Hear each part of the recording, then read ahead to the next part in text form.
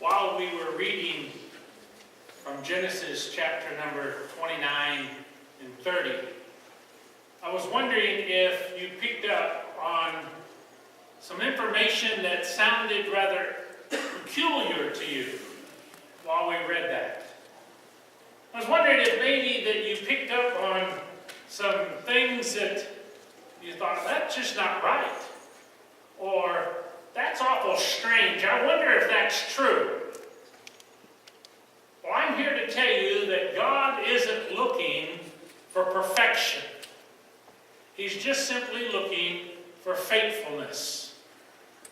And as we look here at this passage of Scripture, there are some questions that I throw out to you just at the very beginning. How right do you have to be before God will bless you? Just how perfect do you have to be? Just how righteous do you have to be? Just how good do you have to be before God responds to you and will bless you? I think that many of us live our lives in that little area, that we think that if we're good enough, if we're right enough, if we're righteous enough, if we do just the overwhelming goodness, that somehow we'll get God's attention and God will bless us in response. So I ask you, just how holy do you have to be in God's sight before He'll honor His word? Just exactly how good or how holy do you have to be for God to honor His promises? Or how bad do we have to be before He says, I just don't want to have anything to do with you? Or just how bad do we have to be before God says, I'm going to throw you out of the family. I'm going to disown you. Jacob could have very easily left his home with Isaac and Rebekah, and he could have very easily left all of his family problems behind. But he didn't. He took the biggest problem that he had along with him, and that was himself. During the next 20 years, Jacob would experience many painful trials in Laban's household. But in the end, you will find God's man accomplishing God's will. But I don't want you to read into this as if it was some kind of ancient story about one man's family that took place many years ago. This is a very contemporary story. It's a story about each of our families, each one of our households, as we make very important decisions on this road of life, decisions that determine our character and our destiny. Here is a very dysfunctional family. A family that had one dad, 4 wives, 12 brothers, and 1 sister. I can't imagine growing up with that kind of conflict going on. And yet it did. And yet God opened up the windows of heaven and blessed this man to the point he could not contain it. And his family, and his family's family, end up being the very nation of Israel. The nation in which God said, if you bless them, I'll bless you. If you curse them, I'm going to curse you. And I will make them as much as the sand of the seashore, and from their descendants the entire world will be blessed.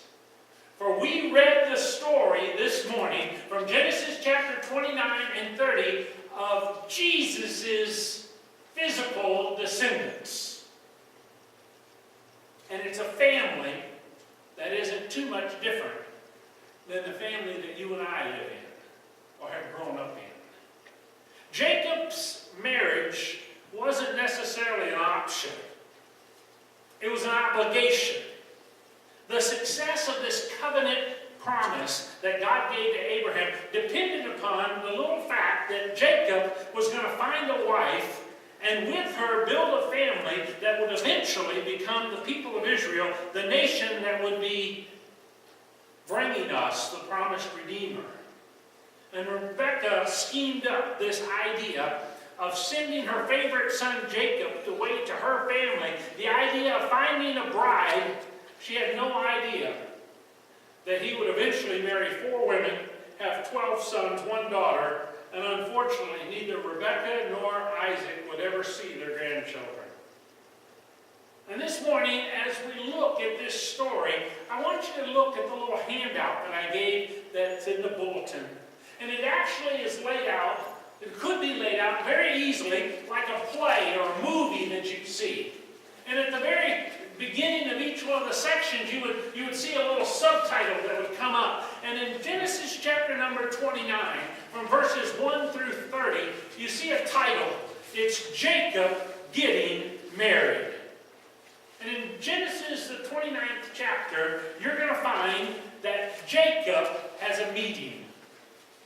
Fortunately, by the gracious promises that God had given to him back in Bethel, Jacob made this very long journey back to his mother's family in Padan Aram.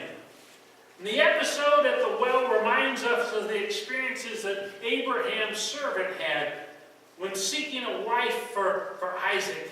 A story that certainly Jacob heard over and over again. Do you have those kind of stories in your family that maybe your dad or your mom tells over and over and over and over and over again? I can imagine that Jacob heard the story about how that the servant of Abraham went to this place and found this woman that was feeding or drinking the camel, giving the camel something to drink over and over and over again. However, there's no record anywhere that Jacob ever prayed as his grandfather's servant did. I get the impression that when Jacob saw Rachel, that there was lust at first sight. I think that he fell head over heels for this girl. Do you know that expression? Every once in a while I use an expression, I get a blank look on people's eyes. Head over heels means that your brain just literally shuts off, guys. And from that moment on, until you get her to be your wife, or talk her into going on that date with you, or you two get together, I mean, there is just some stupid, crazy things that goes on. I'll never forget telling Virginia that I was the smartest guy in my class. You know, everything's fair in love and war. And the stories that go, and what's amazing is how she believed them. And I would come up with these things, crazy ideas to get her attention. And so if it explains why that he tried to get rid of the shepherds. I don't know if you saw this in the story. But after he met those shepherds and this beautiful girl, Rachel, comes on the scene, he tries his best to get rid of all these other shepherd guys and rolls the stone away from the well. Go ahead and water those sheep and get them back into the pasture, because I want to be alone with her. You notice that his first action when he took place is he kissed her. I mean, he's being forward. Now then, people read into this Eastern custom or something. There's more involved in this kiss than what first meets the eye. You see the provision of God in this meeting as well. You know, you just say, well, that's just fate, or that's just the good fortune. But any of us that realize what God has done to bring people together, when we look at our own lives and what God has done to bring us together, we certainly recognize that God's involved and nothing happens by chance. There are no accidents in God's appointments. That everything's plotted out for us. But we also see here in this event the beginning of some very, very positive changes in this man Jacob's character. This guy's a scoundrel.